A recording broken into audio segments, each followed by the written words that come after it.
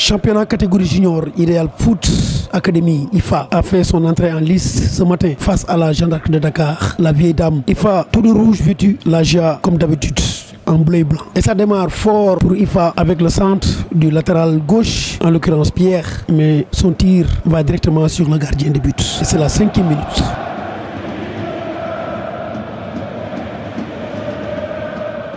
Huitième minute, échappé du numéro 7 de la GIA. Trop lent, le gardien sort et capte le ballon en 2 temps. 28e minute, cette belle action de IFA, le numéro 9, pouvait frapper, mais il s'écroule dans les 18 mètres. Pas de penalty, a dit l'arbitre. 29e, perte de balle de la défense de la Jeanne d'Arc de Dakar. Le numéro 2 de IFA récupère et frappe. Son tir n'est pas cadré. 39e minute, combinaison sur le flanc gauche avec cette frappe lourde du joueur de IFA au-dessus de la transversale. 40e minute, perte de balle de IFA. Le joueur de la Jeanne d'Arc profite et frappe non cadré. C'est la pause 0-0.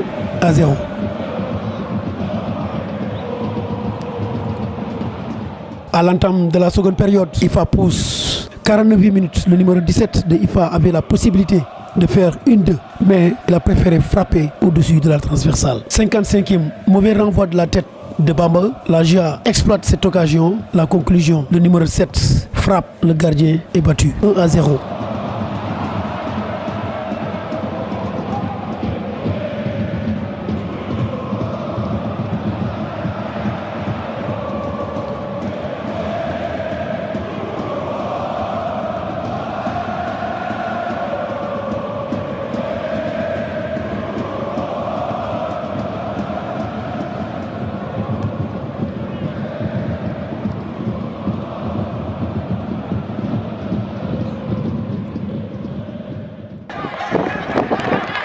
Pour la Jeanne d'Arc de Dakar. 57e minute, coup franc pour IFA. Le numéro 13, encore Pierre, qui a été jusque-là très bon. Et c'est le désordre dans le camp de la Jeanne d'Arc. En attendant, Pierre récupère le gaucher d'or. Voilà, c'est le coup de sifflet. Il frappe directement dans les lucarnes. Un but somptueux. C'est l'égalisation, un partout.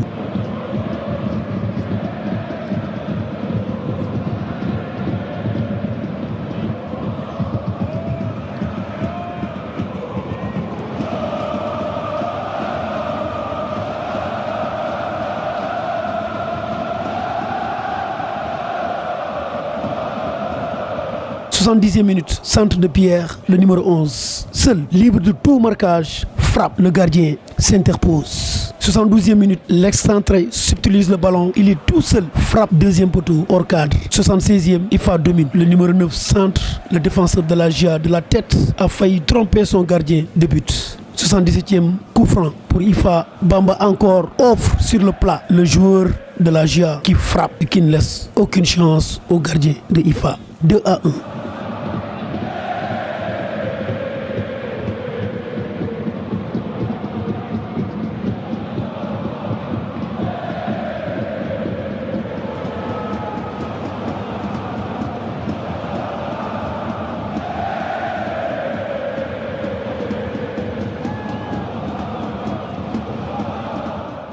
« 80e, ça chauffe dans le camp de la GIA, mais le gardien était impérial sur cette action.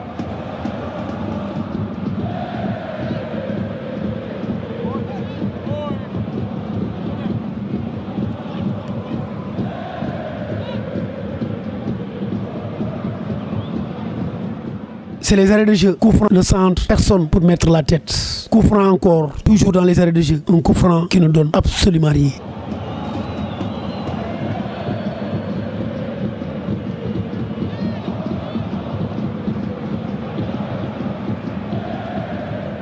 C'est fini, IFA a manqué son entrée en lice, mais pas mal le contenu y est. Pierre, apparemment le meilleur homme du match, s'explique.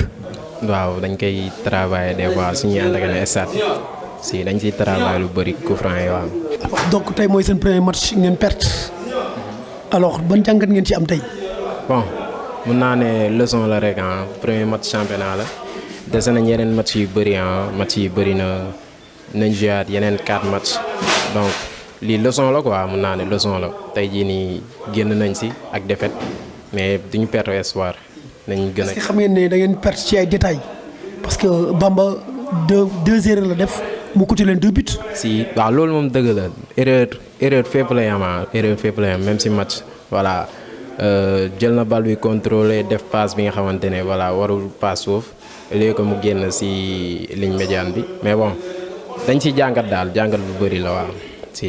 jërëjëf ensemble ci match bi. waaw moom lañ leen doon wax ci début bi parce que dañ jëkk a jouer ay tournoi académie ñoom loolu moo leen jàpp ñu yaakaar ni tournoi bi ak match championnat yi benn la te fekk du benn sànq moom la leen doon wax léegi nañu xam ni joué wuñu coupe championnat lañ doon joué te championnat comme te dañu gagné premier match mais am na yeneen match léegi dañuy jéem a liggéey booloo ensemble xam ni erreur bi ñun ñëpp la aussi muy coach yi muy joueur yi ñu booloo nekkaat demaat liggéey yeneen des na 4 match yeneen 4 match yi boo xoolee 12 points la ñu jéem a gagné 12 points yi buñ ko gagné dem playoff c'est simple loolu kese la. dafa mel ni aussi booy seen mentalité aussi dafa des. parce que defuñu lii mel na comme tournoi daal te championnat la encore une fois est-ce que loolu tamit waru leen ci ñaax ci comme seen discours bi sànq. au moins non loolu moom laa leen doon wax léegi lii championnat la du match de coupe mais yéen ku leen gis seeni kanam day mel ni tey coupe ngeen doon jouer bu dee coupe out mais championnat la am na yeneen 4 match dañuy jéem a gagné 4 match yi dem playoff loolu kese la amul leneen gën a liggéeyaat ñu xam aussi parce que tey jii yow bu fekkee da nga ne ci mbir muy football da ngay xam football bi lan la d'abord mais booy léegi da ngay sentir que nit ñi dañuy football nii rek pour plaisir te football fo la moo xamante ni kenn foweetu ko ay milliards société la ay milliards ñoo ci ne kon boo optee nekk ci dara yow da nga xam lan mooy sa objectif nii gars yi di xëyee yéen ni ngeen di xëyee yor seeni sac di liggéey mais jour bi noonu lay xëyee moom it xam ne lii métier la football léegi métier la il faut ñoom ñu comprendre que ne lii métier la ñu xam ka xam seen objectif lan la.